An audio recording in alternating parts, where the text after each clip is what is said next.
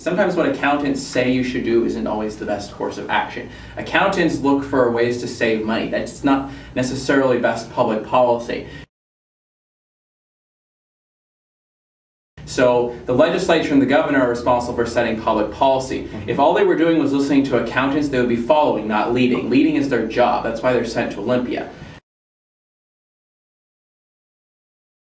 Now, under Initiative 985, red light camera money in local cities would be stolen away, would be taken away from cities, and funding that the state currently gives to local leaders and says, okay, you've got discretion as to how to spend this money in your local transportation projects. Some of that money would be siphoned away and put into this highway building fund. And this is what Initiative 95 is really about. After you've synchronized traffic lights and paid to open the carpool lanes, you have to pay for the signage to change them. Then the money in Initiative 95, which is basically perpetual, has to be spent on adding lanes to highways, so making bigger, wider urban canyons.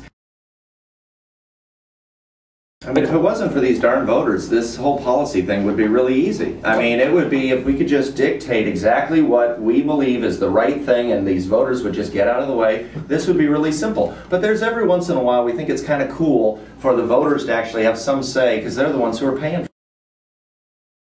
Every initiative we've ever done, there's been this prediction that if this passes, it can't possibly work. And after the initiative is over with, the professionals step forward and they say, we're going to make it work because the voters told us that's what we have to do. Now, last time I checked, they do work for us. It's not the other way around. The only reason our initiatives pass and are approved by voters is not because they think we are so wise. It is simply because our legislators are refusing to acknowledge very real concerns that people have about our cities doing red light cameras only for the money, or are they doing it for safety? They're seeing an empty lane right next to them that while they're in bumper-to-bumper traffic at 12 noon in the middle of the day. They are frustrated, and when legislators do not do anything, well, how can they be surprised when the voters say, you know what, Eyman's just kind of a jerk, he's kind of an ass, but geez, at least he's trying to do something. What are my legislators doing on these issues? And do the voters vote for our initiatives? Yes, they do. Sometimes. So do the people who are signing the petition, I did think about this for a little bit, it's hard to get in your mind around the idea of 301,000 people signing a petition. That is, the capacity of the Mariners Stadium is 50,000 people. That means that 6 Mariners Stadiums are filled with citizens screaming at the top of their lungs and willing to sign a piece of paper that says, I want this on the ballot. Now, I know that's shocking, but it is an insane number of people to have 301,000 people willing to sign voluntarily on the dotted line saying, I want this issue on the ballot. I've been approached by those signature gatherers, and what they say is, do you like traffic? No? Well, this will fix traffic. Yeah, it's very simplistic. So you think that it's easy to get people to sign a petition? I do. Okay.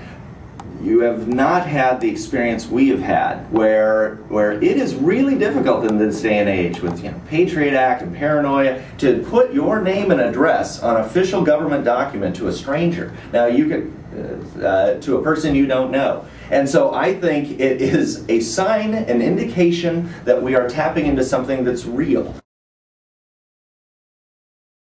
Question. I was on KVI with Doug McDonald and a caller called in and said, how do you know it's not going to work if you've never tried it? And Doug McDonald said, we know it won't work. We know, without even trying it, we know it won't work. It is that level of arrogance where they are so certain that they are right that I think gets people a little frustrated to say, how about we try what other states do and try that? Why don't we try synchronizing traffic lights? Because other cities have done that and it's improved things. Why don't we try these things? Instead we get, no, we are the masters of the universe, we have mastered transportation, and you don't want to mess up this magnificent plan that we have that will start working, we think, someday. I think most voters look around and go, as an average commuter would, and say, we got to do something different. To his point, I mean, there's no data that supports this, and I would say that you guys seem sort of arrogant that it will work. We're saying, voters, here's an option. If you think that the current plan by the transportation experts is going to kick in any day now and start working, stick with that. But we think that this is a reasonable and very moderate measure. If you want to talk about arrogance, what if I told you that I could tear down the entire city of Seattle and build a better city? How do you know it wouldn't work? Yeah, we haven't tried it. I mean, it's just, to make that kind of argument, I think is ridiculous. You don't settle on a course of action unless you have a reasonable idea of whether it will work, because it costs too much. It's a costly mistake if it doesn't work.